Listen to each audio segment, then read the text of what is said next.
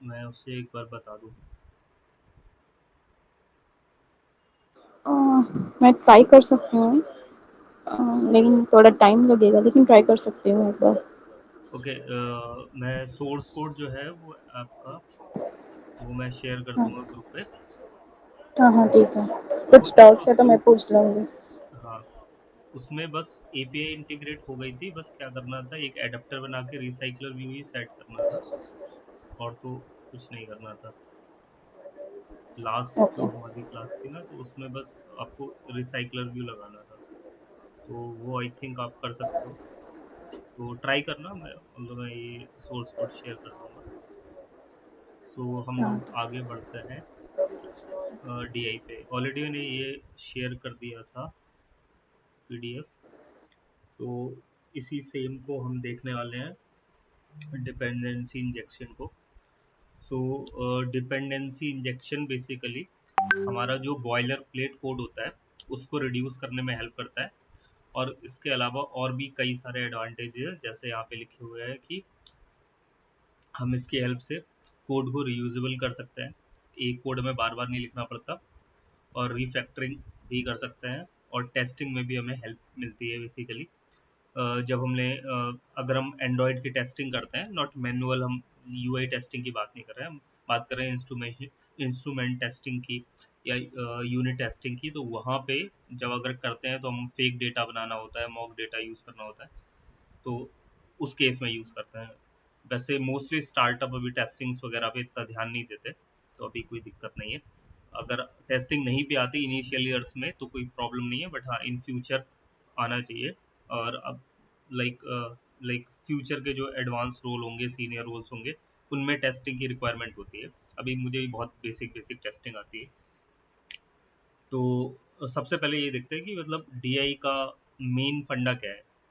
तो ये basically backend का कॉन्सेप्ट है, एक काइंड ऑफ, मतलब कोई एक ऐसी चीज़ नहीं है जो कि एंड्रॉयड रिलेटेड थिंग है। ये प्रोग्रामिंग में ही यूज़ होता है डिपेंडेंसी इंजेक्शन। जब भी कोई क्लास किसी दूसरे क्लास पे डिपेंड होती है, तो हम वहाँ पे बोल देते हैं कि इस क्लास का इस क्लास पे डिपेंडेंसी है, तो उसके लिए हम लोग यूज़ करते हैं। तो ऐप आर्किटेक्चर भी हमारा सुधरता है अगर हम डीआई का यूज़ करते हैं, और हमारा जो बहुत सारा बॉयलर प्लेट कोड होता है वो भी सेफ रहता है अगर हम डीआई का यूज़ करते हैं। तो हमारे पास डीआई के लिए मल्टीपल तरीके हैं। सो पहले, सबसे पहले एक आया था डैगर, सिर्फ डैगर, डैगर डिपेंडेंसी इंजेक्शन। तो सबसे पहले अगर एंड्रॉयड की बात करें तो सबसे पहले डैगर का यूज़ होता था, जो कि जावा बेस्ड था, और इसकी हेल्प से हम लोग क्या करते थे, अपने ऐप में डिपेंडेंसी इंजेक्शन यूज़ करते थे। लेकिन ये ना बहुत ज़्यादा ही कॉम्प्लेक्स होता था उस टाइम पे, और ये लाइक काफ़ी पहले यूज़ होता था, तो ये बहुत ज़्यादा ही कॉम्प्लेक्स था। तो इसका एक नेक्स्ट वर्जन आया जिसको बोलते थे डैगर टू। तो डैगर टू भी जावा ही बेस्ड था, डैगर टू। तो जो डैगर टू होता है, वो भी सेम यही काम करता था, उससे भी डिपेंडेंसी इंजेक्शन कर सकते थे, लेकिन ये भी बहुत ज़्यादा डिफिकल्ट था। तो इसके लिए गूगल ने क्या किया, एक और डिपेंडेंसी इंजेक्शन फ्रेमवर्क बनाया जिसका नाम रखा हिल्ट। तो हिल्ट जो है वो बेसिकली एंड्रॉयड के लिए स्पेशली बनाया गया है, और ये सिर्फ और सिर्फ ये गूगल वालों ने बनाया है with the help of Dagger two. Basically ये बोल सकते हैं कि अंदर ही अंदर काम तो एक्चुअली में डैगर टू ही कर रहा है, लेकिन ऊपर से एक लेयर आ गई है किसकी, जिसे हम बोलेंगे हिल्ट। तो एक्चुअल में हम लोग जो सीखने वाले हैं डिपेंडेंसी इंजेक्शन विद हिल्ट, इसी को हम सीखेंगे, हिल्ट वाले फ्रेमवर्क को। और आजकल मार्केट में यही वाइडली यूज होता है, बिकॉज ये गूगल रिकमेंडेड और गूगल ने इसे बनाया है। सो अभी इसका यूज होता है, हिल्ट का। सो हम लोग इसको ही देखेंगे कि हिल्ट का कैसे यूज करना है। सो आज कल जो यूज होता है वो हिल्ट ही यूज होता है। इसके अलावा एक क्वाइन करके भी है जो कि पूरा कॉटलिन बेस्ड है, तो इसका भी यूज है, बट अभी ये उतना ज्यादा वाइडली यूज नहीं होता कंपनीज में, इसलिए हम लोग इसको नहीं कर रहे हैं। अदरवाइज इसको भी कर सकते हैं। बस अंतर क्या होता है, ऑलमोस्ट सिमिलर ही होते हैं, बस इसमें कुछ कॉन्सेप्ट अलग होते हैं थोड़े से, इम्प्लीमेंटेशन का तरीका। बाकी ये कंपाइल टाइम काम करता है, और ये जो है वो रन टाइम काम करता है। तो अगर हमें हिल्ट आता है तो हिल्ट सीखना हमारे लिए इनिशियल ईयर्स में थोड़ा ज़्यादा ज़रूरी है, बिकॉज हमें एरर्स पता चल जाती हैं हिल्ट में डायरेक्टली, जबकि कॉइन में हमें डायरेक्टली ऐसे एरर पता नहीं चलती। और कॉइन जो है वो मल्टी प्लेटफॉर्म को भी सपोर्ट करता है। तो जैसे आजकल हम सुन रहे हैं कि क्रॉस प्लेटफॉर्म एप्लीकेशन है हमारे पास, तो हम कॉटलिन से भी कॉटलिन मल्टी प्लेटफॉर्म बना सकते हैं। तो अगर हम कॉइन यूज करते हैं तो कॉइन को हम KMP एप्स में भी यूज कर सकते हैं, हिल्ट को नहीं कर सकते हैं। बट वाइडली अभी यूज हिल्ट हो रहा है, और इन फ्यूचर में भी गूगल इस पे शिफ्ट हो जाएगा, बट अभी फिलहाल में यही चल रहा है। और बहुत सी कंपनीज में तो अभी भी DI यूज नहीं करता है। सो सबसे पहले DI बेसिकली हम लोग हिल्ट वाला देखने वाले हैं। हाँ, ओके। तो DI हमने जैसे कि बताया कि हम लोग अपने कोड को, बॉयलर प्लेट कोड को कम करने के लिए यूज करते हैं, और मेजरली टेस्टिंग में हेल्प करता है, और हमारा आर्किटेक्चर को थोड़ा साफ सुथरा बना देता है। तो जैसे यहाँ पर एक इमेज देख पा रहे हो, एक क्लास है, और यहाँ पर बेसिकली हमने क्या किया है, एक इंजन नाम की क्लास का इंस्टांस क्रिएट कर लिया और एक फंक्शन में कॉल करा लिया है। तो ये जो चीज़ देख रहे हो, हमें ये चीज़ कम से कम करना चाहिए। इस तरह की चीज़ें जो है ना वो अवॉइड करनी चाहिए। और जो लोग DI यूज़ नहीं करते हैं, या फिर MVVM आर्किटेक्चर जब यूज़ करते हैं और उसमें व्यू मॉडल में कंस्ट्रक्टर नहीं बनाते हैं, तो इसी तरीके का यूज़ करते हैं। तो हम लोग इस तरीके से कर सकते हैं, बट होता क्या है कि जब हमें सेम क्लास बार बार यूज़ करनी पड़ती है, तो हमें इसी तरीके से हम बार बार इंस्टांस क्रिएट कर रहे होता है। जैसे कि हमने कार क्लास यूज़ की, और अब हमें क्या करना है, इस इंजन क्लास को यूज़ करना है, तो हमें इंजन का ऑब्जेक्ट बनाना पड़ेगा। अब मान लो कि हमारे पास कोई एक और क्लास है जिसमें हमें क्या करना है, इंजन से रिलेटेड हमारे पास कोई एक क्लास है, लाइक गैस इंजन, या फिर हमारे पास और भी होता है ना, CNG या पेट्रोल इंजन, डीजल इंजन, ऐसे कुछ भी। तो हमें क्या करना पड़ेगा, बार बार उसका इंस्टांस अलग अलग क्रिएट करना पड़ेगा। तो ये सही तरीका नहीं है, मतलब गलत नहीं है, हमारे ऐप को कोई प्रॉब्लम नहीं होगी, बट एक बेस्ट प्रैक्टिस नहीं बोलते हैं इस चीज़ को। तो इससे बचने के लिए जो बेटर तरीका होता है, जो हम लोग यूज़ करते हैं जनरली, और हम लोग ने लास्ट जो लेक्चर्स देखे, जैसे हम लोग MVVM यूज़ कर रहे थे, तो रेपोजिटरी में, व्यू मॉडल में हम लोग हमेशा कंस्ट्रक्टर में अपने क्लास को पास करा रहे थे। तो एक बेटर तरीका होता है कि हम हमेशा क्या करें, जब भी हमें कोई क्लास को एक्सेस कराना हो, तो हम इस तरीके से कंस्ट्रक्टर में दे दें। तो अब अगर हमें कोई भी इस क्लास में, कार क्लास में, डायरेक्टली इंजन चाहिए तो हम उसका यूज़ कर सकते हैं, या फिर directly gas engine, diesel engine, petrol engine, वो हम डायरेक्टली एज अ कंस्ट्रक्टर के थ्रू पास कर सकते हैं। और हम एक ही कोड से मल्टीपल टाइम यूज़ कर सकते हैं, तो हमें बार बार इंस्टेंस बनाने की नीड नहीं होगी। तो ये थोड़ा सा हेल्पफुल होता है। और अगर हम ऐसा यूज़ करते हैं, तो यहाँ पर जो है ना, ये एक रियल एग्जाम्पल भी नहीं होगा कि हम इसको बोले कि हाँ ये हमारा एक रियल एग्जाम्पल भी हुआ DI का। तो जैसे यहाँ पे लिखा हुआ है, एक बार ये PDF रीड कर लेना, इसमें काफ़ी अच्छे से एक्सप्लेन किया हुआ है। कि जैसे यहाँ पे देखो कि कार और इंजन जो है वो बहुत टाइटली कपल है। टाइटली कपल्ड और लूज कपल्ड एक कॉन्सेप्ट होता है बेसिकली। क्या होता है टाइटली कपल्ड और लूज कपल, अगर हम कोई भी क्लास का ऑब्जेक्ट बना रहे हैं और उसमें कोई एक दूसरी क्लास उसके बीच में रहती है, कि हम उसके बिना उसका यूज ही नहीं कर सकते हैं, तो वहां पर वो हमारा टाइटली कपल होता है। और अगर लूजली कपल, कि भाई उसमें अगर हम दूसरे वाले क्लास को ऑप्शनल छोड़ देते हैं, कि अगर हम उसकी जरूरत ना भी हो तो भी हमारा कोई इशू नहीं है, हमारी क्लास का ऑब्जेक्ट इजीली बन जाएगा, तो हम उसको लूजली कपल बोलते हैं। ठीक है, तो ये थोड़ा सा रीड कर लेना, थ्योरेटिकल चीज है। अगर हम इस तरीके से करते हैं तो this is called manual dependency injection. तो जैसे यहाँ पे क्या हो रहा है कि हमने एक क्लास बनाई कार नाम की, और यहाँ पर एक इंजन को एज अ कंस्ट्रक्टर बना दिया। तो जब भी हम कभी भी कार क्लास का ऑब्जेक्ट क्रिएट करने की कोशिश कर रहे हैं, तो हमें यहाँ पर इंजन को जरूर देना पड़ेगा, इंजन को एज अ कंस्ट्रक्टर पास करना होगा। तो आप देख रहे हो कि यहाँ पर अगर हम कार की क्लास क्रिएट कर रहे हैं, तो कार की क्लास डिपेंड है किस पर, इस इंजन क्लास पर। क्या अगर हम इंजन क्लास का इंस्टांस नहीं क्रिएट करेंगे जो यहाँ पे हो रहा है, तो क्या हम कार का ऑब्जेक्ट कभी बना सकते हैं? नहीं बना पाएंगे, पॉसिबल नहीं है, बिकॉज हमें यहाँ पर ये मैंडेटरी कंस्ट्रक्टर पास करना है। पहले हमने यहाँ पर इंजन का इंस्टांस क्रिएट किया, फिर यहाँ पे कार का किया, और कार में हम इंजन को पास कर पा रहे हैं। तो यहाँ पर हम बोल सकते हैं कि जो कार की क्लास है वो डिपेंडेंसी, उस पे कार, जो कार की क्लास है वो डिपेंड कर रही है किस पे, इसकी इंजन की क्लास पर। तो यहाँ पर हम क्या कर रहे हैं, डिपेंडेंसी हो गई एक दूसरे पर कार और इंजन की। तो इसी चीज को हम क्या कर सकते हैं, जो well engine equal to engine आ रहा है, ये चीज अगर हम इस चीज को अगर हम बार बार ना करना चाहें तो इस कोड को हटाने के लिए val engine is equal to engine के लिए हम यहाँ पर यूज कर सकते हैं एक कंस्ट्रक्टर इंजेक्शन और डीआई डिपेंडेंसी इंजेक्शन, जिससे हमें ये बार बार ये मैनुअली इसका इंस्टांस ना क्रिएट करना पड़े val engine is equal to engine. तो वो काम हमारा डायरेक्टली हो जाएगा, जो कि हम आगे देखेंगे हिल्ट का एग्जांपल देख के। ठीक है, तो ये आप रीड कर लेना पूरा। तो आज हम केवल बेसिकली स्ट्रक्चर देखेंगे कि कैसे जो हम डीआई का यूज करेंगे और किस तरीके से हम डीआई का यूज करते हैं एक्चुअल में अपने प्रोजेक्ट में, और हम नेक्स्ट क्लास में एक्चुअल में इम्प्लीमेंट भी करेंगे। जो हमने ऑलरेडी एमवीवीएम का प्रोजेक्ट बनाया है उसी में हम डीआई भी लगाएंगे।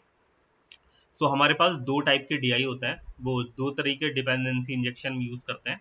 या तो हम यूज कर सकते हैं कंस्ट्रक्टर के बेसिस पर, या फिर हम यूज कर सकते हैं फील्ड के बेसिस पर।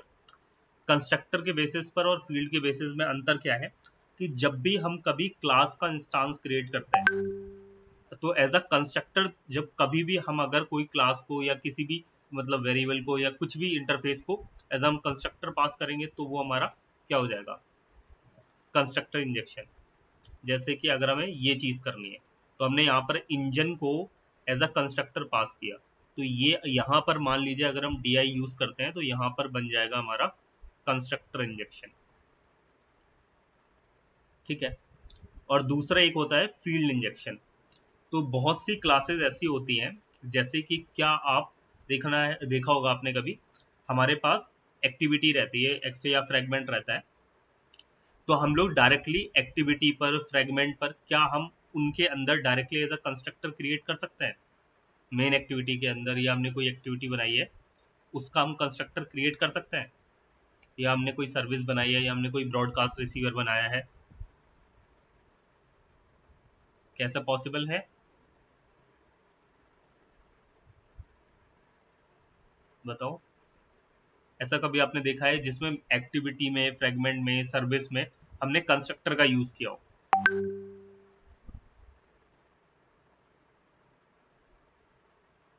हाँ ना, कुछ तो बोलो। याद नहीं आ रहा भैया। वो दिखा देता हूँ।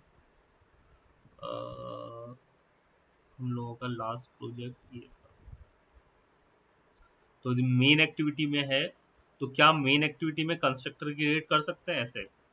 हमने तो कभी नहीं किया। हमने तो कभी नहीं किया, ये तो कभी नहीं किया। ये पॉसिबल भी नहीं है, ये अगर करोगे तो आपको एरर मिलेगा, बिकॉज ये क्या मेन एक्टिविटी हम लोग खुद से नहीं बनाते ना। मेन एक्टिविटी तो एंड्रॉयड का पार्ट है, मेन एक्टिविटी सॉरी मतलब हमारा जो एक्टिविटी रहती है वो एक एंड्रॉयड का पार्ट है। सर्विस हो गया, ब्रॉडकास्ट रिसीवर हो गया, ये एंड्रॉयड के कंपोनेंट है और ये डायरेक्टली इनहेरिट रहते हैं किसी ना किसी चीज से। तो जैसे हमारी एक्टिविटी ऐप कॉम्पैक्ट एक्टिविटी से इनहेरिट होती है, तो हम इसके अंदर डायरेक्टली ऐसे कुछ भी चेंजेस नहीं कर सकते। हम क्योंकि ये क्लास पर हमारा कंट्रोल नहीं है एक्टिविटी क्लासेस पर। तो जब कोई ऐसी चीज होती है जिस पर हमारा कंट्रोल नहीं होता है और हमें उस पे भी डीआई का यूज करना होता है, और हमारे पास कोई एक्स्ट्रा क्लास है या कुछ ऐसा है जहां पर हमें उसका यूज करना है, तो ऐसे केस में हम फील्ड इंजेक्शन यूज करते हैं जहां पर हमारा कंट्रोल नहीं है लेकिन हमें उस क्लास में किसी और क्लास की डिपेंडेंसी लगानी है, कोई और क्लास लेके आनी है। तो उस जगह पर हम लोग जहां पर कंस्ट्रक्टर नहीं बना सकते वहां पर हम फील्ड का यूज कर सकते हैं।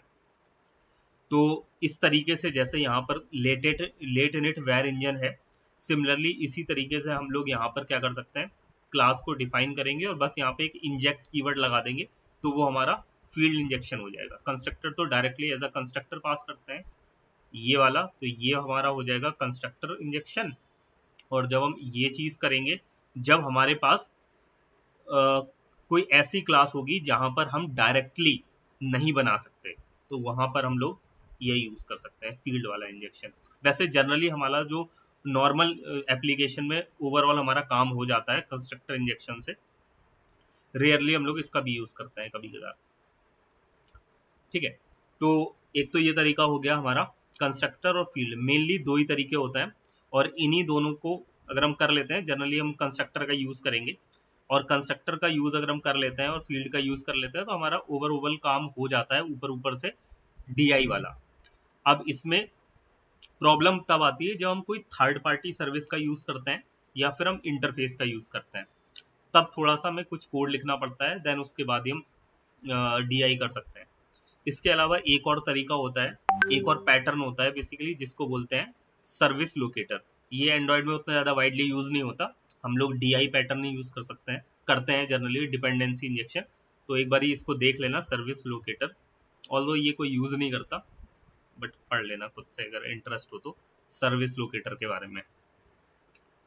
चलो, अब जैसे कि हमने बोला कि हम लोग अपने ऐप में हिल्ट का यूज़ करेंगे, और हिल्ट का यूज़ करके हम लोग अपने ऐप में जो है वो इम्प्लीमेंट करेंगे डिपेंडेंसी इंजेक्शन। तो हिल्ट, जैसे कि हमने बताया कि ये गूगल का रिकमेंडेड डिपेंडेंसी इंजेक्शन फ्रेमवर्क है, और ये किस पर बेस्ड है, डैगर 2 पर, ठीक है।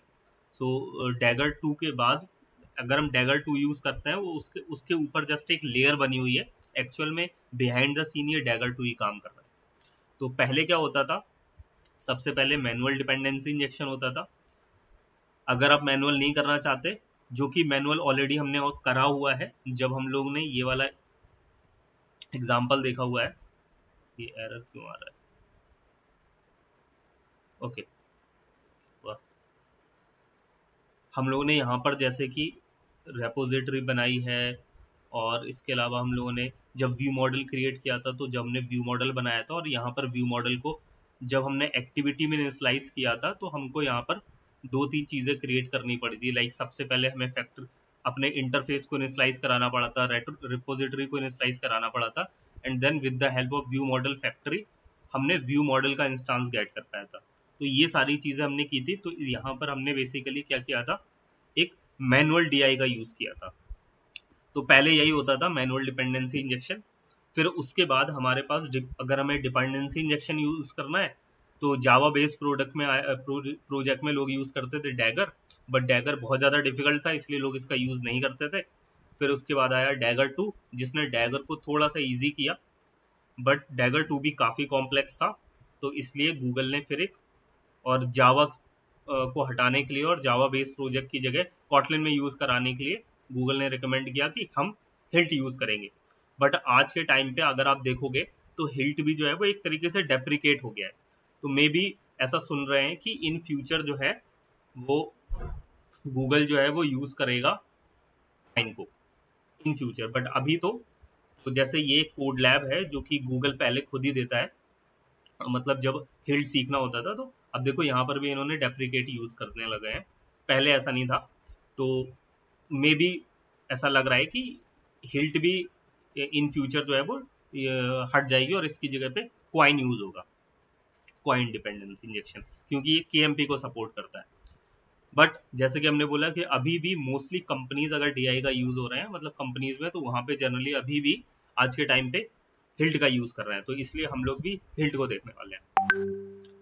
सो आगे बढ़ते हैं, ये अपना थोड़ा सा पढ़ लेना। अब सबसे पहले हिल्ट को इम्प्लीमेंट कैसे करना है। तो हिल्ट को इम्प्लीमेंट करने के लिए हिल्ट की जो डिपेंडेंसीज होती हैं वो हमें यूज़ करनी पड़ेगी। तो अगर हम हिल्ट के लिए आप गूगल पे सर्च करोगे डिपेंडेंसी इंजेक्शन विद हिल्ट, तो आपको ये डॉक्यूमेंटेशन मिल जाएगा। तो जैसे हम लोगों ने ऑलरेडी एंड्रॉयड के लिए थर्ड पार्टी डिपेंडेंसीज लगाई थी, सेम वैसी प्रोसेस करना होता है डिपेंडेंसीज के लिए।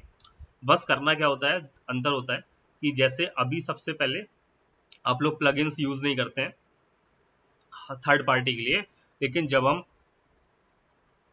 हिल्ट को यूज़ करेंगे तो हमें इसका प्लगइन भी देना होगा, जस्ट लाइक रूम वगैरह की तरह।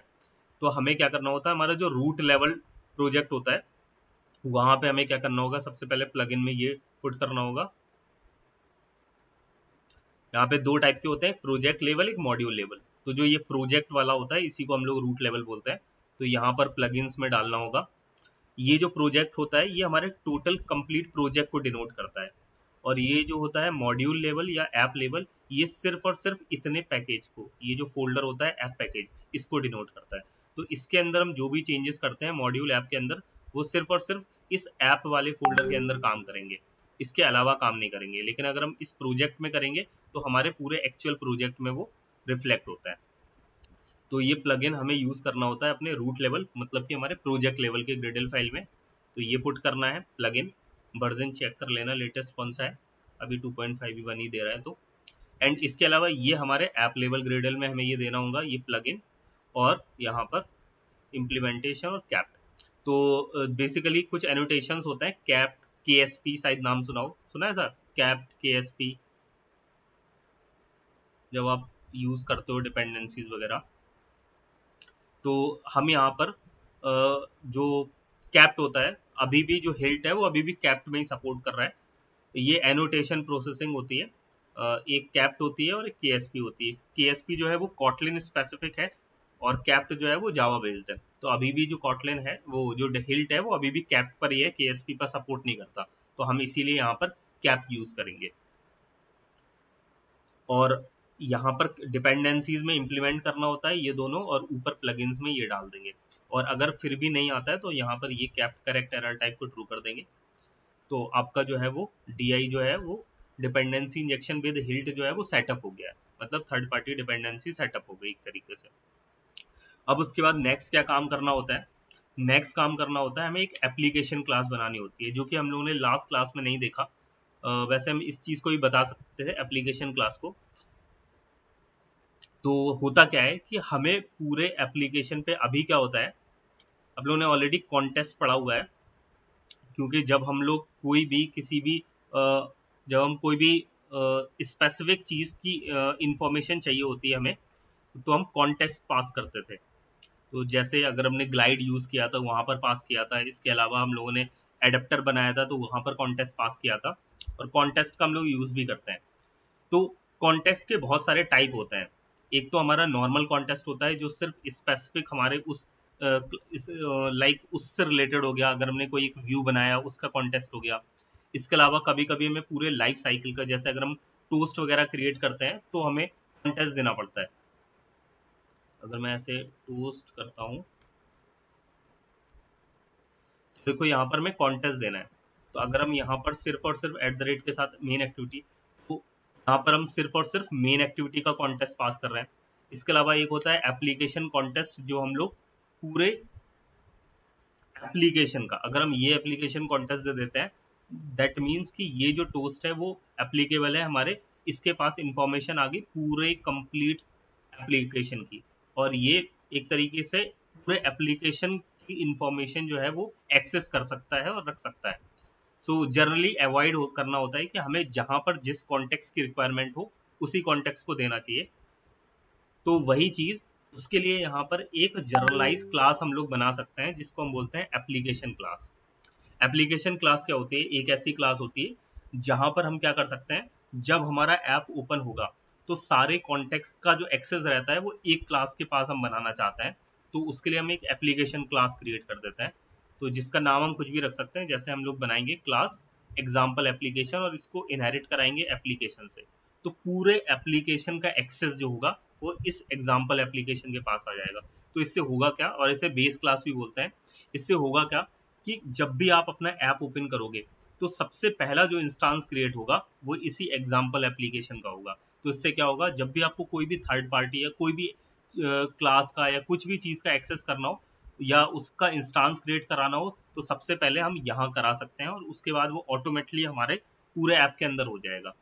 तो बहुत सी ऐसी चीज होती है जब हम फायरबेस वगैरह इंटीग्रेट करते हैं, या फिर कोई थर्ड पार्टी ऐसी SDK यूज करते हैं, एड्स वगैरह लगाते हैं, तो हमें एप्लीकेशन क्लास में ही उसका इंस्टांस क्रिएट कराना होता है, तो वो पूरे ऐप के अंदर हो जाता है।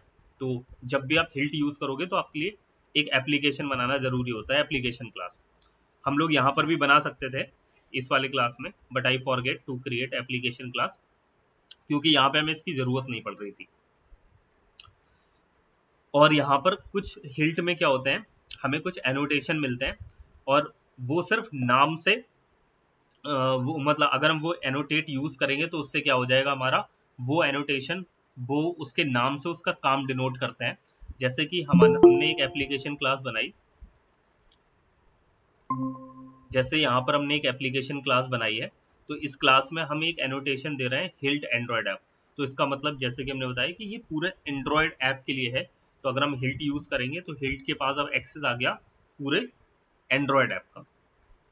तो पहला काम था डिपेंडेंसी को लगाना, जो कि हम लोगों ने अभी देखा क्या मतलब, हम इसको लगाएंगे बाद में, बट अभी जस्ट हम लोगों ने देखा ये कैसे हम लोग थर्ड पार्टी डिपेंडेंसी यूज करते हैं, वैसे हिल्ट को भी यूज करेंगे। उसके बाद सेकंड का काम था हिल्ट की एप्लीकेशन क्लास बनाना हिल्ट के लिए। तो एप्लीकेशन क्लास अगर हम हिल्ट यूज कर रहे हैं तो जरूरी है, लेकिन अगर आप मैनुअल डिपेंडेंसी इंजेक्शन यूज कर रहे हैं जो कि हम लोगों ने लास्ट टाइम किया था, तो वहां पे मैंडेटरी नहीं है कि आपको एप्लीकेशन क्लास बनाना है, अदरवाइज हम बना भी सकते हैं, कोई प्रॉब्लम नहीं है। इसके बाद जब हमारी एप्लीकेशन क्लास रेडी हो जाती है तो हमें एप्लीकेशन लेवल कंपोनेंट के बाद हमें अपने एंड्रॉयड कंपोनेंट की क्लासेस बनानी होती है और उन पे भी एनोटेशन देने होते हैं। तो इसके लिए एक चार्ट होता है बेसिकली, जो कि आप यहाँ पे देख लो। अभी हिल्ट जो है ना वो जनरली सिर्फ इतने चीज़ों को सपोर्ट करता है और मोस्टली एंड्रॉयड एप्लीकेशन के लिए इतना सफिशिएंट रहता है कि इतनी चीज़ों के लिए वो काम करता है। तो जो हिल्ट में बहुत सारे एनोटेशंस होते हैं उसमें से कुछ मेन जो एनोटेशंस हैं वो हम लोग इनके लिए यूज़ करते हैं। और हिल्ट अभी इतनी चीज़ों को सपोर्ट करता है, एप्लीकेशन क्लास को, व्यू मॉडल को, एक्टिविटी को, फ्रेगमेंट को, व्यू को, सर्विस को और ब्रॉडकास्ट रिसीवर को। इसके अलावा अगर हमें कुछ भी करना है तो उसके लिए हमारे पास एनोटेशन अवेलेबल नहीं है। तो उसके लिए क्या करना पड़ता है, अगर हम इनके अलावा अगर हमें कभी कुछ करना पड़ेगा, जैसे कि इंटरफेस हम बनाते हैं, जैसे कि अगर हम कोई थर्ड पार्टी सर्विस यूज करते हैं, तो ऐसे केस में हमें क्या करना होता है, हमारे पास पहले से बना बनाया, मतलब ये अगर हम एनोटेट यूज करते हैं इसका मतलब कि उसका कोड जो है वो हिल्ट लाइब्रेरी में पहले से लिखा हुआ है। मतलब जब भी हमें व्यू मॉडल का, कंस्ट्रक्टर का, व्यू मॉडल प्रोवाइडर और व्यू मॉडल का ऑब्जेक्ट क्रिएट करना है, इंस्टांस क्रिएट करना है, तो हम @हिल्ट व्यू मॉडल लगा देते हैं। तो इससे हमें सारी चीजें करने की जरूरत नहीं पड़ती मैनुअली, जो उस दिन हमने की थी व्यू मॉडल प्रोवाइडर और ये सब, क्योंकि उसका कोड किसी ने पहले से ये एनोटेशन हम लगा दिया, तो इससे जो कनेक्ट है वो कोड में पहले से लिखा हुआ है। लेकिन अगर ये इनके अलावा कुछ और होता है तो उसके लिए हमें वो मैनुअली क्रिएट करना पड़ेगा। वो कैसे करना पड़ेगा, तो उसके लिए हमें एक मॉड्यूल करके एनोटेशन मिलता है, वो हमें बनाना पड़ता है, तो वो हम लोग आगे देखेंगे। तो जब भी हम एप्लीकेशन क्लास यूज करेंगे उसके लिए ये यूज करेंगे @हिल्ट एंड्रॉइड ऐप। जब हम व्यू मॉडल यूज करेंगे तो उसके लिए हम लोग एनोटेशन यूज करेंगे हिल्ट व्यू मॉडल। एक्टिविटी के लिए एंड्रॉयड एंट्री पॉइंट, फ्रेगमेंट के लिए भी एंड्रॉयड एंट्री पॉइंट, व्यू के लिए कुछ होता होगा, सर्विस के लिए भी कुछ होता होगा, ब्रॉडकास्ट के लिए भी कुछ होता होगा, हमें याद नहीं, वो देखना पड़ेगा। जनरली हम अभी इन्हीं का यूज करेंगे तो इस पे हम देख लेंगे, और मैं मोस्टली इन्हीं में यूज करता हूँ। तो एनोटेशंस बहुत सारे होते हैं, इसका एक चार्ट है, अभी मैं लिंक दे दूंगा उसकी, उस चार्ट में हम लोग देख सकते हैं। अब इसके अलावा हर एंड्रॉयड जो जितने भी हम लोग ये एनोटेशंस लगाते हैं इनकी एक लाइफ होती है। लाइफ बोले तो मतलब कि ये जैसे हम लोग ने देखा था व्यू मॉडल का भी अपना एक स्कोप होता है, एक्टिविटी का अपना एक स्कोप होता है कि एक्टिविटी ऑन क्रिएट होती है, ऑन डिस्ट्रॉय हो जाती है, वैसे ही हमें इनकी एक लाइफ डिफाइन करनी होती है, तो हम वो डिफाइन कर सकते हैं, और वैसे ही एनोटेशंस में भी रहती है। जैसे कि अगर हम किसी भी क्लास को डिफाइन करते हैं एज अ सिंगलटन, अगर हम ये वाला एनोटेशन यूज करते हैं तो इसका मतलब क्या है, इसका मतलब ये एक सिंगलटन कंपोनेंट है और ये टॉप पर है, मतलब इसका मतलब इन सबसे ऊपर है, और ये जब तक ये कोई भी डिस्ट्रॉय नहीं होंगे तब तक हमारा सिंगलटन है। तो सबसे ऊपर सिंगलटन होता है। सिंगलटन मतलब एक तरीके से हमारे पूरे क्लास में एक्सेसिबल है। सिंगलटन क्लास हम लोगों ने पढ़ा हुआ था बहुत पहले, एक ऑब्जेक्ट कीवर्ड बताया था। तो ऑब्जेक्ट कीवर्ड अगर हम यूज करते हैं तो उससे हमारा सिंगलटन क्लास बन जाता है। तो सिंगलटन क्लास का मतलब ये है कि हम पूरे क्लास के पास उसका वो इन्फॉर्मेशन रहती है और पूरे क्लास में हम उसको कहीं से भी एक्सेस कर सकते हैं, मतलब पूरे क्लास बोल रहा हूँ, पूरे एप्लीकेशन से कहीं से भी एक्सेस कर सकते हैं। उसका बेनिफिट क्या रहता है, बेनिफिट ये रहता है एक्सेस कहीं से भी कर सकते हैं, लेकिन एक डीमेरिट भी रहता है, एक और एडवांटेज रहता है कि इसका हमें बार बार ऑब्जेक्ट क्रिएट नहीं करना पड़ता, कि एक बार हमने ऑब्जेक्ट क्रिएट कर दिया तो फिर हमारा पूरे क्लास में कहीं पर भी हमें बार बार ऑब्जेक्ट क्रिएट नहीं कराना पड़ता, सेम हम यूज कर सकते हैं। जैसे हम लोग याद हो, हम लोगों ने जब रेट्रोफिट यूज किया था, रेट्रोफिट का जब इंस्टांस क्रिएट कर रहे थे तो हम यहाँ पे सिंगल ऑब्जेक्ट यूज कर रहे थे। तो अगर हम रेट्रोफिट का एक बार इंस्टांस क्रिएट कर रहे हैं यहाँ पर, तो हमें दोबारा उसको बार बार इंस्टांस क्रिएट करने की जरूरत नहीं है, हम कितनी बार भी इसको यूज करेंगे जब हम अपनी एपीआई का यूज कर रहे होंगे, एपीआई कॉल करा रहे होंगे, तो जितनी बार भी इंस्टांस क्रिएट कर रहा होगा हमें एक बार सिर्फ बनाना था ऑब्जेक्ट की हेल्प से। लेकिन इसका एक एडवांटेज तो ये रहता है कि पूरे क्लास में एक्सेसिबल हो जाता है और एक बार ऑब्जेक्ट क्रिएट कराना पड़ता है, बार बार ऑब्जेक्ट क्रिएट नहीं होता मेमोरी में। लेकिन एक डिसएडवांटेज इसका ये भी होता है सिंगलटन का कि अगर ये एक बार बन गया तो पूरे क्लास में इसका एक्सेस रहता है। लेकिन ऐसी कोई क्लास जहां पर फॉर एग्जांपल हम इसका यूज नहीं कर रहे हैं, तो उस केस में क्या हो सकता है, मेमोरी लीक की प्रॉब्लम आ सकती है।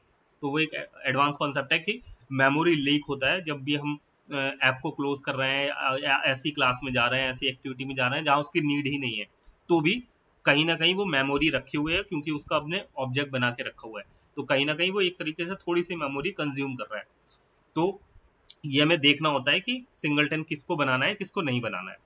इसके अलावा activity retain component. Retain component क्या होता है, जब हम कॉन्फ़िगरेशन चेंज वाला जो कॉन्सेप्ट हमने एक दिन बताया था, तो वो कॉन्फ़िगरेशन चेंजेस अगर हम करते हैं और उस केस में अगर हम व्यू मॉडल नहीं बनाते हैं तो हम रिटेन स्कोप यूज कर सकते हैं। तो पहले यूज होता था जब व्यू मॉडल वगैरह यूज नहीं करते थे तो रिटेन कंपोनेंट यूज करते थे सर्विस के लिए। हाँ, सर्विस जब हम यूज करते हैं तो @ सर्विस स्कोप का यूज करते हैं। एक्टिविटी के लिए एक्टिविटी स्कोप, व्यू मॉडल जो है वो व्यू मॉडल स्कोप का यूज करता है।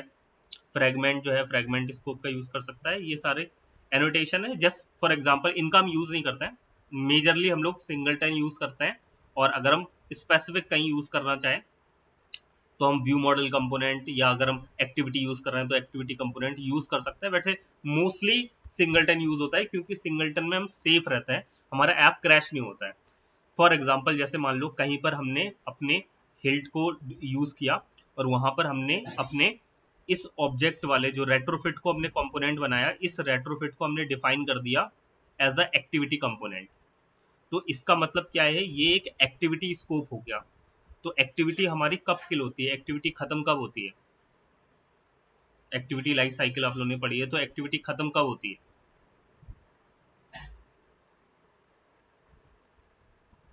एक्टिविटी लाइफ साइकिल मेथड जब एक्टिविटी डिस्ट्रॉय होती है तब एक्टिविटी खत्म हो डिस्ट्रॉय जाती होती है। है। तो ऑन डिस्ट्रॉय मेथड जो होता है वहां पर हमारी एक्टिविटी खत्म हो जाती है। तो इसका मतलब यह है कि अगर हम अपने किसी भी, ये देखो यहाँ से एक्टिविटी लॉन्च हुई ऑन क्रिएट से और यहाँ पर जाके खत्म हो गई ऑन डिस्ट्रॉय पर, तो basically on destroy method call होता है जब हमारी एक्टिविटी खत्म होती है। तो इन केस मान लो कि हमने कोई अपने कंपोनेंट को ऐसा बना दिया कि वो एक्टिविटी कंपोनेंट है, तो होगा क्या, जैसे ही हमारी वो एक्टिविटी कॉल होगा, जैसे ही वो एक्टिविटी डिस्ट्रॉय हो जाएगी, वैसे ही क्या होगा, हमारा ये इंस्टांस भी खत्म हो जाएगा। हम मान के चल रहे हैं, अभी हमने यहाँ पे कुछ किया नहीं है, हम मान के चल रहे हैं ऐसा कि हमने इस रेट्रोफिट इंस्टांस को जब हमने हिल्ट यूज किया और यहाँ पर हमने यूज कर लिया एक्टिविटी कंपोनेंट, तो क्या होगा, हमारा रेट्रोफिट का इंस्टांस भी क्लियर हो जाएगा। तो उससे प्रॉब्लम क्या आएगी, हमारी वो वाली एक्टिविटी से अगर हम किसी दूसरी एक्टिविटी में चले गए तो हमारी वो वाली एक्टिविटी मान लो डिस्ट्रॉय हो जाती है, अभी तो वो पॉज होगी, बट फॉर एग्जाम्पल मान लो कि वो डिस्ट्रॉय हो गई हमारी एक्टिविटी, तो फिर क्या होगा, हमारा ये इंस्टांस खत्म, तो इससे हमारा ऐप क्रैश कर जाएगा। तो ये हमें थोड़ा सा ध्यान से देखना होता है कि हमें कौन सा कंपोनेंट यूज करना है। तो इसलिए सेफ खेलने के लिए सिंगलटन, कि भाई हमारा पूरे ऐप के अंदर एक्सेस रहेगा। ठीक है, आगे बढ़ते हैं। जब भी हमें कभी भी जो हमने बताया था फील्ड इंजेक्शन के बारे में, जब भी कभी भी फील्ड इंजेक्शन यूज करना होता है तो हम @ इंजेक्ट कीवर्ड का यूज करते हैं, ये वाला, ये इंजेक्ट कीवर्ड, इसको हम लोग देखेंगे आगे। और जब कभी अभी हमें कंस्ट्रक्टर इंजेक्शन यूज करना होता है तो @ इंजेक्ट कंस्ट्रक्टर, इस कीवर्ड का यूज कर सकते हैं, और इस कीवर्ड के अंदर हम लोग कंस्ट्रक्टर इंजेक्ट करा सकते हैं। अब चीज आती है हिल्ट मॉड्यूल, जो कि थोड़ी सी इंपॉर्टेंट है और बहुत ज्यादा कॉम्प्लेक्स तो नहीं है, बट थोड़ी सी कॉम्प्लेक्स है। इसमें हमें क्या करना होता है, जब भी कभी भी अगर हमारे पास जो हिल्ट की ये एनोटेशंस हैं इनके अलावा कोई चीज आती है, तो हिल्ट के पास तो वो चीज अवेलेबल नहीं है कि आप वो उस इनके अलावा कोई और एनोटेशन आपके पास नहीं है, वो इनके अलावा कोई और चीज आ जाती है, तो आपको उसको यूज करना है एज अ DI। तो उसके लिए हमें क्या करना पड़ता है, हिल्ट ने कहा कि भाई हमारे बस का नहीं है तो आप खुद से कर लो, या फिर ऐसा केस आ जाए कि उसका ओनरशिप हमारे पास नहीं है, वो कोड किसी और ने लिख रखा है उसका, और हमें वहां पर भी DI का यूज करना है। तो उसके लिए हमें क्या करना पड़ेगा, उसका मॉड्यूल क्रिएट करना पड़ेगा। मॉड्यूल कैसे क्रिएट करना है वो हम लोग देखेंगे। तो उसके लिए @ मॉड्यूल हम बनाते हैं, और हमें एक फंक्शन लिखना पड़ता है जिसमें हम उसको रिटर्न कर देता है। तो इसमें दो चीज़ें होती है, एक बाइंडिंग होती है, एक मॉड्यूल होता है। जनरली हम लोग नॉर्मल मॉड्यूल वाला ही देखेंगे, और उसको इंस्टॉल करना पड़ता है। तो मॉड्यूल और इंस्टॉल ये यूज़ करना पड़ता है। जैसे कि यहाँ पर इन्होंने किया है, अभी बाइंड का भी यहाँ पे यूज़ किया है। आप बाइंड भी यूज़ कर सकते हो, यहाँ पर मॉड्यूल भी यूज़ कर सकते हो। बाइंड स्पेसिफिक के लिए होता है, हम लोग बाइंड नहीं देखेंगे। बाइंड तब यूज़ कर सकते हैं जब हमें हम कोई एब्स्ट्रैक्ट फंक्शन यूज़ कर रहे हो, एब्स्ट्रैक्ट क्लास यूज़ कर रहे हो, और जो मॉड्यूल होता है वो सभी के लिए चल जाता है। तो मॉड्यूल के लिए हम सेफ खेलना चाहें तो मॉड्यूल सबके साथ यूज़ कर सकते हैं, तो हम लोग मॉड्यूल वाला ही देखेंगे। जब हम कोई इंटरफेस बनाते हैं, जब हम कोई थर्ड पार्टी डिपेंडेंसी का यूज़ करते हैं और हमें उसके लिए उसका ऑब्जेक्ट बनाना होता है। थर्ड पार्टी जैसे रेट्रोफिट हो गया, रूम हो गया, कोई भी ऐसी थर्ड पार्टी सर्विस है, हमने उसको यूज़ किया है बट हमें उसको एज अ DI यूज़ करना है, तब हमें इसको एज अ मॉड्यूल बना के काम करना पड़ता है। और जब हम मॉड्यूल बनाते हैं तो मॉड्यूल बनाने के साथ साथ जैसे यहाँ पर हमें उसको प्रोवाइड भी कराना पड़ता है। बेसिकली होता क्या है, हम लोग अपने जैसे हमने एक मॉड्यूल बनाया, फॉर एग्जांपल यहाँ पर एनालिटिक्स मॉड्यूल, जिसमें यहाँ पर रेट्रोफिट का एक्सेस दे रहे हैं। तो जैसे रेट्रोफिट एक थर्ड पार्टी लाइब्रेरी है, रेट्रोफिट का कोड हम लोग अपने ऐप में खुद से नहीं लिखते हैं, वो किसी और ने थर्ड पार्टी लाइब्रेरी बना दी है। लेकिन हम चाहते हैं कि हमें उसका एक्सेस जो है वो अपने पूरे ऐप के अंदर चाहिए, तो उसके लिए हमें उसको यूज़ तो करना पड़ेगा। तो वो हम डायरेक्टली यूज़ नहीं कर सकते क्योंकि उसके लिए हेल्ड के पास कोई एनोटेशन नहीं है। तो उसके लिए हमें क्या करना पड़ेगा, एक मॉड्यूल बनाना पड़ेगा। यहाँ पर नाम कुछ भी रख सकते हो, जैसे इन्होंने नाम रखा है एनालिटिक्स मॉड्यूल, हम लोग network module, API module, retrofit module, कुछ भी नाम दे दो, और इसको @मॉड्यूल और @install in, और यहाँ पर उसका वो एनोटेशन कंपोनेंट हमें देना पड़ता है। जैसे इन्होंने दिया है एक्टिविटी कंपोनेंट, वही चीज़ जो हमने आपको बताई कि यहाँ पर हम इनमें से कोई भी एनोटेशन दे सकते हैं, singleton, activity retain, scope, fragment. तो बट मोस्टली हमने बोला कि हम लोग अगर हम सेफ खेलना चाहें तो सिंगलटन दे सकते हैं। और यहाँ पर इन लोगों ने दिया है एक्टिविटी, तो वो भी अगर ये सिर्फ एक एक्टिविटी या किसी एक स्पेसिफिक एक्टिविटी के लिए कर रहे हैं तो एक्टिविटी कंपोनेंट, लेकिन हम चाहते हैं कि हमारे पूरे ऐप के लिए तो सिंगलटन कंपोनेंट।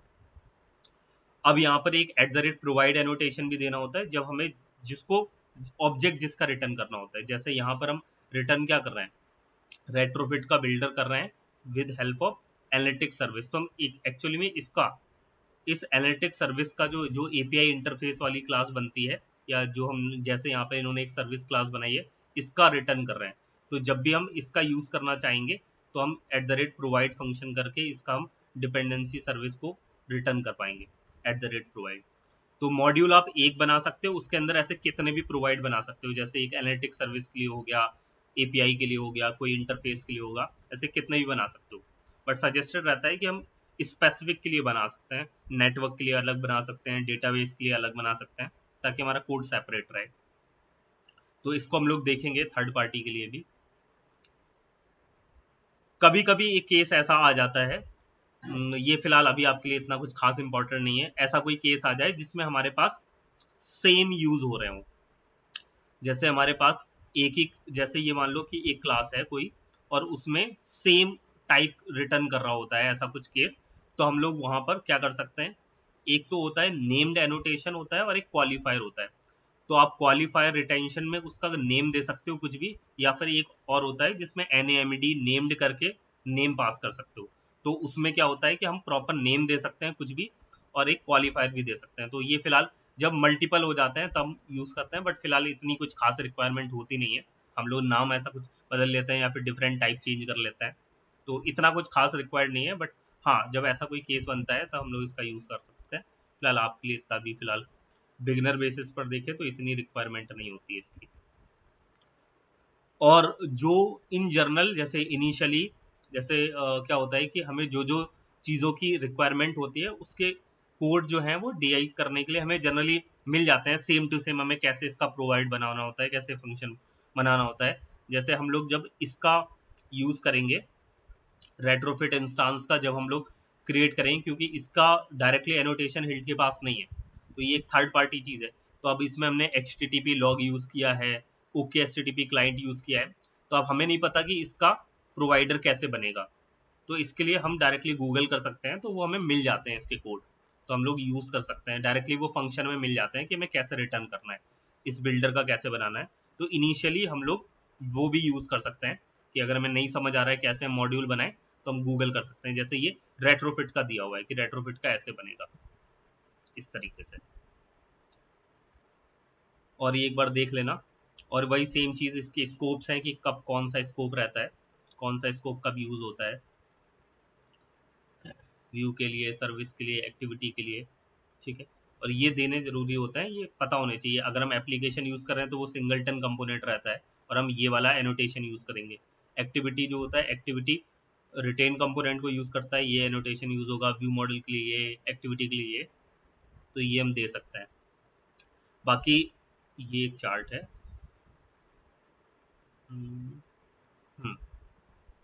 इस चार्ट को भी एक बार देख लेना, जिसमें सारे एनोटेशन दिए हुए हैं जो एंड्रॉयड एनोटेशन हिल्ट के साथ मिलते हैं। मतलब जितनी चीज़ें हिल्ट ने हमारे लिए दी हैं जो हम यूज़ करते हैं, तो हिल्ट एंड्रॉयड ऐप हमें कब यूज़ करना है, एंड्रॉयड एंट्री पॉइंट कब यूज़ करना है, इंजेक्ट कब यूज़ करना है, तो एक बार ये चार्ट को डाउनलोड करना और ये चार्ट को रीड करना, इसमें जो जो यूसेज बताए हैं, तो इससे हेल्प मिलेगी। हम कब कौन सा एनोटेशन यूज़ करेंगे वो हमें पता चलेगा। और इसके अलावा, हाँ खत्म है, और इसके अलावा यहाँ पर एक कोड लैब भी है, तो हम तो कराएंगे ही। इसके अलावा आपको एक बार ये कोड लैब जरूर से ट्राई करना। ये डेप्रिकेटेड को अभी ध्यान नहीं देना, क्योंकि अभी हम लोग स्टार्ट ही कर रहे हैं हिल्ट DI को। तो अभी आज भी अभी भी ये उतना ही यूज होता है DI, स्पेशली हिल्ट। तो अभी गूगल ने अभी डेप्रिकेट किया, अभी काफी टाइम लगेगा लाइक इसको हटाने में कंपनी से, तो अभी भी हिल्ट यूज हो रहा है। सो अभी ऐसा मत सोचना कि ये डेप्रिकेट दिखा रहा है तो अभी यूज नहीं हो रहा है। अभी भी लाइक मोस्टली कंपनीज तो DI यूज ही नहीं कर रही, तो वो जो DI यूज नहीं कर रहे हैं, अगर वो फ्यूचर में DI स्टार्ट यूज करेंगे तो हिल्ट पे जाएंगे और फिर हिल्ट के बाद कॉइन आएगा। तो अभी हिल्ट स्टार्ट करना ज़्यादा अच्छा है कंपेयर टू कॉइन। कॉइन थोड़ा सा इजी है कंपेयर टू हिल्ट, बट उसमें रन टाइम जो होता है, कंपाइलेशन होता है रन टाइम, तो हमें उसमें डायरेक्टली एरर्स पता नहीं चलते, और अभी भी वो इतना वाइडली यूज नहीं होता। तो इसलिए पहली रिकमेंडेशन ये रहेगी कि एज अ DI पहले आप लोग हिल्ट यूज करो, देन उसके बाद उस पर मूव कर सकते हो कॉइन पे। तो इसको अच्छे से देखना, ये वाली एक कोड लैब कर सकते हो, जो हम लोग क्लासेस ऑलरेडी हम सेशन कराएंगे इसका, लेकिन इसके बाद खुद से ये वाला कोड लैब जरूर से कंप्लीट कर लेना। तो इससे काफ़ी और चीज़ें क्लियर हो जाएंगी, जैसे जो चीज़ें हम स्किप करेंगे, जैसे कि क्वालिफायर हो गया और इंटरफेस हो गया, जो हम यूज़ नहीं करेंगे, जो जो चीज़ें और भी जो एनोटेशंस रहेंगे, तो वो इसमें आपके कोड लैब में कवर हो जाएंगे। बाइंडिंग वगैरह हो गए तो वो देख लेना। तो नेक्स्ट क्लास हमारी रहेगी जो API, जो हम लोगों ने ऑलरेडी API वाला प्रोजेक्ट बनाया हुआ है, इस क्लास में हम लोग इस वाली प्रोजेक्ट में हम लोग क्या करेंगे, DI को इम्प्लीमेंट करेंगे। एंड ऑलरेडी हमने जैसे कि असाइनमेंट दिया था आप लोग को करने के लिए, किसी ने नहीं किया, सारे बिजी हो रखे हो। सो इसमें एक रेट्रोफिट से क्या करना था, एक सिंपल सा एडेप्टर लगा के लिस्ट को प्रिंट कराना था। तो ट्राई करना, अगर वो पॉसिबल हो जाए, टाइम मिल जाए किसी को तो कर लेना एक रेट्रोफिट। बाय द वे ये प्रोजेक्ट का सोर्स कोड जो हम शेयर कर देंगे, तो इसमें हमने लगा दिया है, वो देख लेना एक बार, अगर किसी को कंफ्यूजन हो तो। जस्ट कुछ नहीं किया, एडेप्टर बना दिया है और जो भी API से डेटा आया उसको यहाँ पर अपनी इस कैट इमेज लिस्ट में ऐड करा दिया था, और उसको एडेप्टर में हमने शो करा दिया है। सिंपल रिसाइकलर व्यू जो स्टार्टिंग में पढ़ा था, सेम चीज़ है। तो एक बार देखना इसको, एक बार और मैं रिपीट करूंगा कि हमने क्या किया। DI यूज किया था, तो DI में सबसे पहले DI इम्प्लीमेंट करना था बाय डिपेंडेंसी। उसके बाद एप्लीकेशन क्लास बनानी है। एप्लीकेशन क्लास बनाने के बाद उनके एनोटेशन, जिनके एनोटेशन अवेलेबल होते हैं उनके एनोटेशंस यूज करने हैं, लाइक एप्लीकेशन के लिए hilt Android app, view model के लिए हिल्ट व्यू मॉडल, और जिसके नहीं होते हैं उनको @व्यू मॉडल एनोटेशन, और उनको एज अ प्रोवाइड करके प्रोवाइड कराता है। तो वो हम लोग देखेंगे, provide module hilt view model, hilt Android app, ठीक है।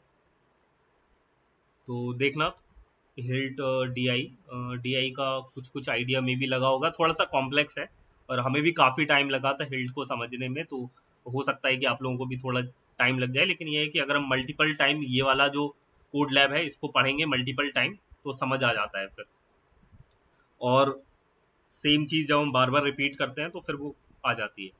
तो पहले हमको भी नहीं आता था, बट हिल्ट अब काफ़ी इजी हो गया है कंपेयर टू डैगर टू तो बहुत ज़्यादा ही डिफिकल्ट था और उसमें एनोटेशन भी इतने नहीं थे।